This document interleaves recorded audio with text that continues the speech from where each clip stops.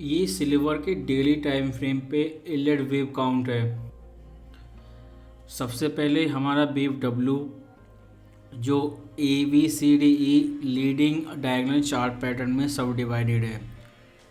उसके बाद corrective wave x जो ए बी सी वेव में सब डिवाइडेड है, जिसने एक flat correction counter trend correction किया था।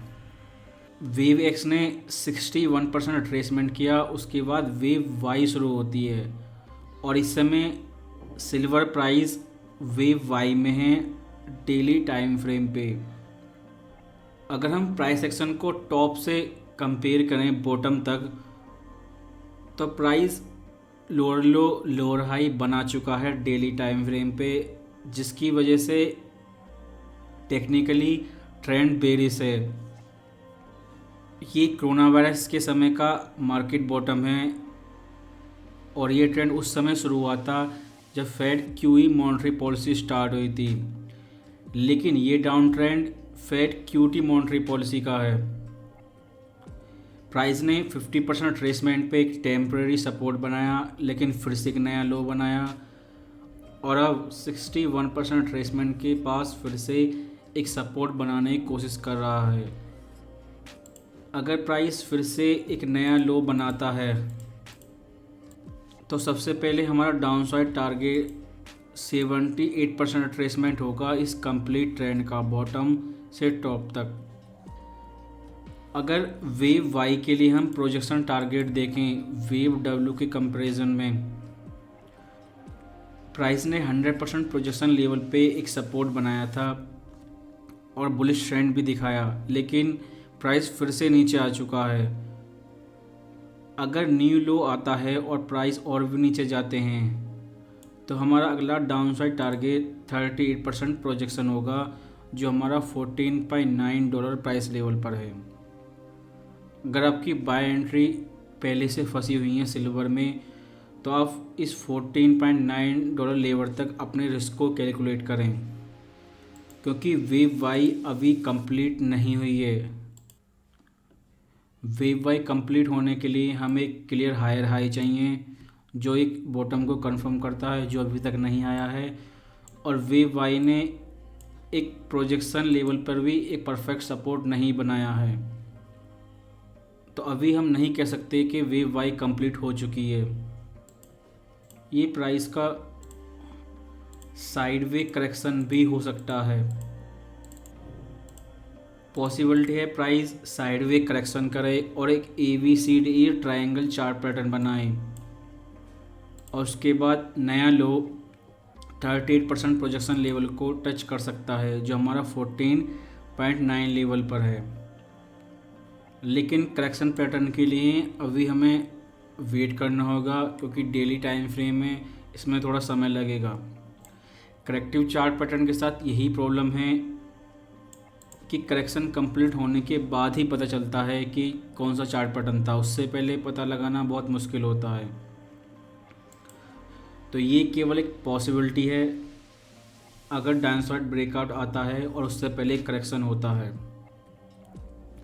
अगर हम केवल इस वेव वाई पे फोकस करें तो पॉसिबिलिटी है ये 135 इम्पल्सिव वेव हैं। वेव 1, देन उसके बाद वेव 2, उसके बाद वेव 3, 4 और लास्ट में हम इस समय वेव 5 में हैं। और ये एक एंडिंग डायगोनल चार्ट पैटर्न हो सकता है। उस कंडीशन में प्राइस इस चार्ट पैटर्न के लोअर ट्रेंड लाइन को फिर से रिटेस्ट करेगा।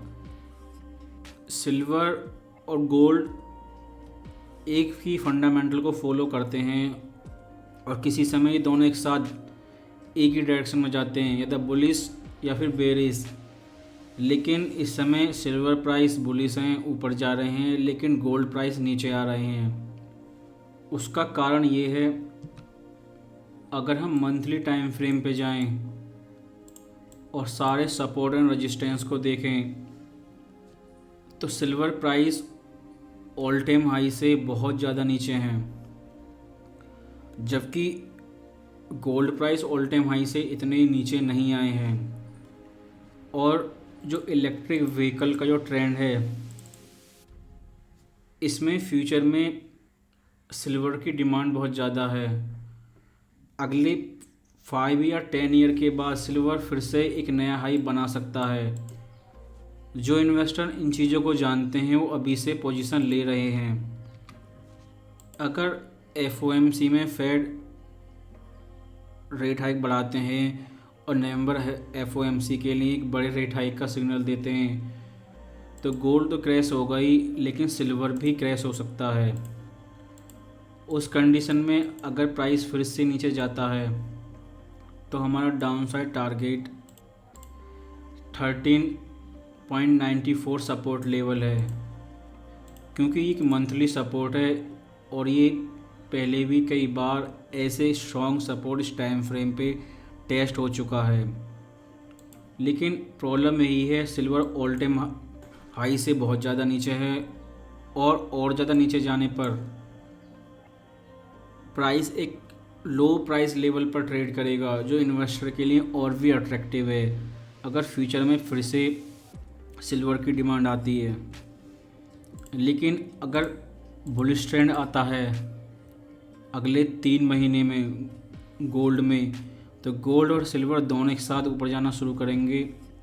उस कंडीशन में अपसाइड टारगेट $21 होगा, क्योंकि सिल्वर प्राइस इस समय इन दोनों सपोर्ट एंड रेजिस्टेंस के बीच में है। जब तक इन लेवल को रिटेस्ट नहीं करता उससे पहले एक नया ट्रेंड नहीं होगा। अगर प्राइस नीचे $13 रेजिस्टेंस पे जाता है, सपोर्ट पर जाता है तो आप बाय करेंगे, और ऊपर जाने पर 21 लेवल पर जाता है तो आप सेल करेंगे, लेकिन ब्रेकआउट होने पर रिटेस्ट बाय करेंगे। अगर हम इन मंथली कैंडल्स को ध्यान से देखें, जुलाई में एक बुलिश ट्रेंड था, फिर अगस्त में फिर से नीचे आया, लेकिन ये लेवल अभी भी सरवाइव कर रहा है। $18 से प्राइस ऊपर ही ट्रेड कर रहा है और अब सितंबर में फिर से मंथली कैंडल बुलिश है। अगर एफओएमसी के बाद इस महीने की कैंडल क्लोज होने से पहले ये बुलिश ट्रेंड सरवाइव करता है तो पॉसिबिलिटी है इस क्वार्टर में, थर्ड क्वार्टर में इन्वेस्टर सिल्वर को बाय कर रहे हैं और पोजीशन बुल्ड कर रहे हैं। अगले 3 महीने में फोर्थ क्वार्टर में अक्टूबर, नवंबर, दिसंबर फेड मॉनेटरी पॉलिसी चेंज हो चुकी होगी और इसका सिग्नल या तो हमें सितंबर इस हफ्ते एफओएमसी में मिलेगा या दिसंबर एफओएमसी में। अगर ऐसा होता है तो अगले क्वार्टर में प्राइस बुलिश हो सकता है और $21 लेवल को ही ब्रेक करेगा। लेकिन उसके लिए इस महीने की कैंडल को $18 जो इस कैंडल का ओपनिंग प्राइस है उससे ऊपर ही क्लोज होना होगा, और प्राइस जितने ज़्यादा ऊपर क्लोज होता है बाइंग पावर उतनी ही ज़्यादा होगी। अगर हम फिर से डेली टाइम फ्रेम पे जाएं तो आप देख सकते हैं second half of the year में प्राइस एक साइडवे करेक्शन कर रहा है और प्राइस एक नया हाई बनाता है और 21 लेवल को ब्रेक करता है तो आप रिटेस्ट पर बाय कर सकते हैं। लेकिन इस समय सिल्वर और गोल्ड दोनों अपोजिट डायरेक्शन में जा रहे हैं। सो डेली टाइम फ्रेम पे सिल्वर प्राइस $20 लेवल को ब्रेक करते हैं तो आप रिटेस्ट पर बाय करेंगे और अपसाइड करेक्शन 50% रिट्रेसमेंट तक टारगेट कर सकते हैं। लेकिन अगर प्राइस नया लो बनाता है तो फर्स्ट टारगेट आपका $15 होगा, 78% रिट्रेसमेंट टॉप टू बॉटम, और ये लेवल ब्रेक्स होता है तो 38% प्रोजेक्शन टारगेट जो वेव सी के लिए है। नया लो आने पर $16 to $15 ये आपका सपोर्ट जोन है और इस सपोर्ट जोन में आप बाइंग एंट्री ले सकते हैं।